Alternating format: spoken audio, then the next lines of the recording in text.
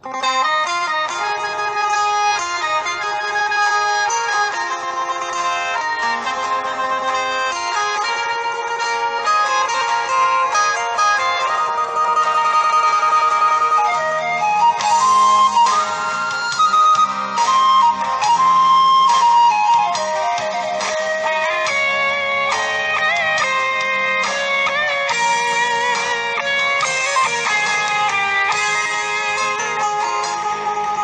องคบกันเบิ่งก็ได้ตัวบ่ได้เป็นผัวเป็นแฟนก็เอา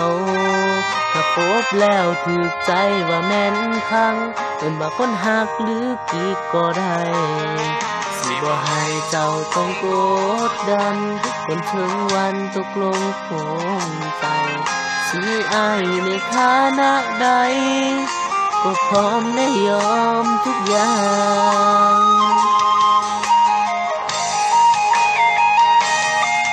ได้หมดถ้าหากว่าเจ้าโสดชื่นจะบ่ฝืนหัวใจให้ทนมีหลายอย่างอาจให้เหตุผลแต่ละคนก็คิดบ่คือกันเอาแบบที่สบายใจมีหักแต่บ่ผูกพันก็ขึ้นอยู่กับสองเท่านั้นจะเลือกมันด้วยวิธีใดสิบ่ให้เจ้าต้องกดดันจนถึงวันตกลงปลงใจสิให้อายอยู่ในฐานะใดก็พร้อมและยอมทุกอย่างลองคบกันเบิ่งก็ได้ตัวหากยังบ่ซัวก็ให้เป็นอายหังถ้าคบแล้วถูกใจว่าแม่นคังให้เป็นคนหักหรือผัวก็ดี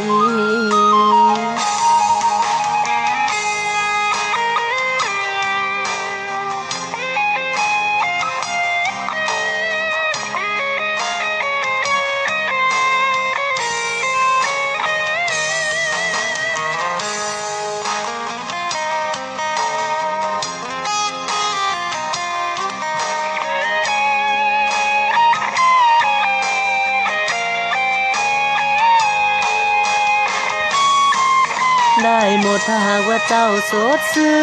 นจะบ่ฝืนหัวใจให้ทนมีหลายอย่างอาจให้ผล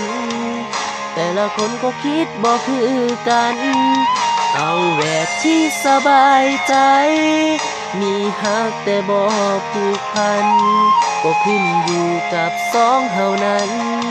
จะเลือกมันด้วยวิธีใดบ่ให้เจ้าต้องกดดันจนถึงวันตกลงปลงใจสิให้อายอยู่ในฐานะใดก็พร้อมและยอมทุกอย่างลองคบกันเบิ่งก็ได้ตัว